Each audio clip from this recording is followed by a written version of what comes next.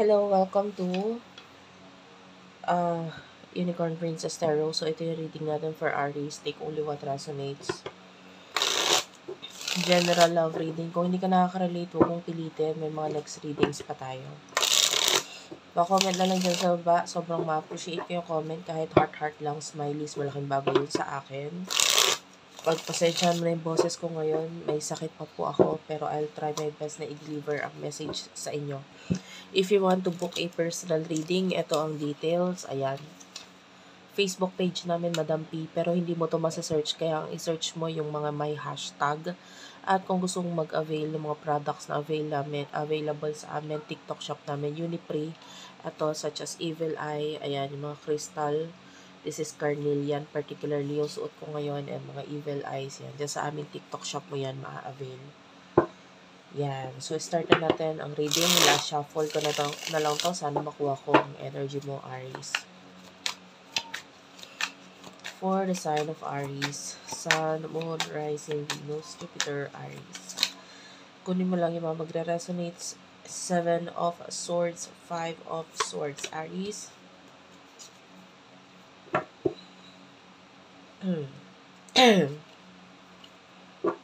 Kunin ko na rin yung sa side ng person na kakonect mo.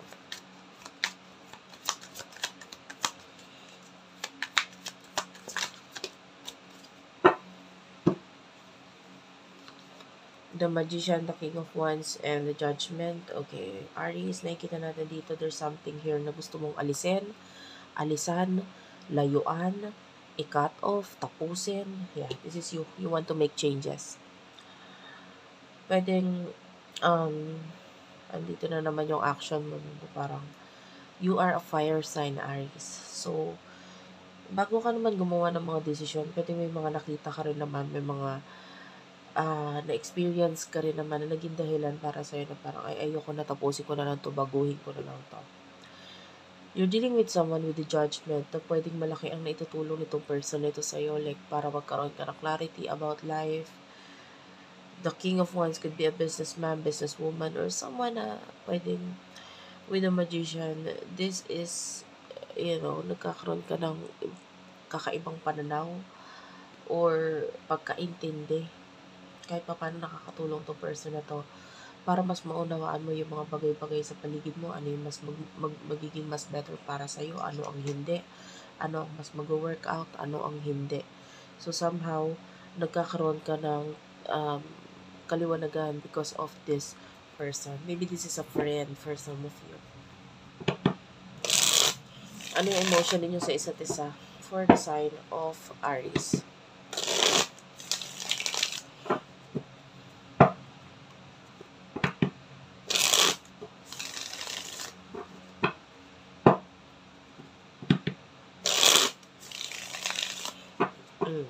For the sign of Aries, emosyon ninyo ng taong ito sa isa't isa.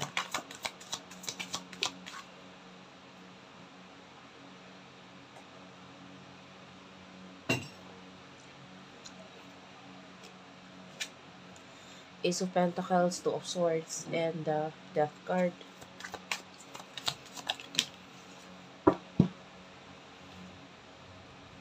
Knight of Pentacles, Seven of Pentacles, and the Ten of Pentacles. Okay. Ikaw, nakakita kasi tayo sa'yo na parang may gusto kang i-end sa buhay mo talaga. Like, ang focus mo, ang decision mo is to end these things. But nakakita tayo ng offer or tulong mula dito sa Knight of Pentacles, which is the person in your past or a person na willing siyang ibigay lahat sa'yo. Like, this person is willing to help you with the Seven of Pentacles. Ten of Swords, itong person na to medyo nahihirapan din siya sa regarding dito sa ending na nangyayari or sa ending na gusto mong mangyari. Parang kahit papano kasi naghirap na rin itong taong ito or pinursu or tinulungan niya na rin ikaw dito, and then ikaw itong parang nag-give up, but this person is not giving up regarding dito. Pero sa ngayon kasi medyo sarado na isip mo. Alam mo na kung anong dapat mong gawin, dapat mong alisan. Like, some of you, mas naniniwala ka sa intuition mo or sa pakiramdam mo. Or ikaw yung tipo ng tao na parang ang dami mo nang na-experience sa buhay. Kaya alam mo na talaga kung okay or hindi pa ang isang bagay.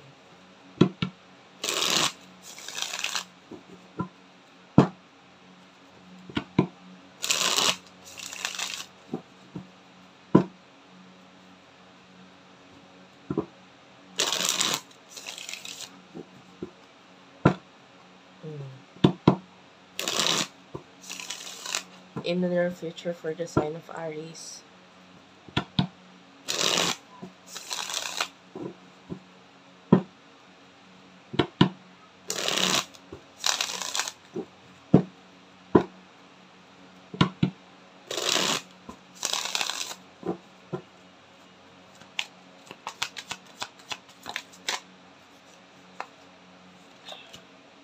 Eight of Cups, Eight of Wands, Ace of Swords. In the near future for the sign of Aries.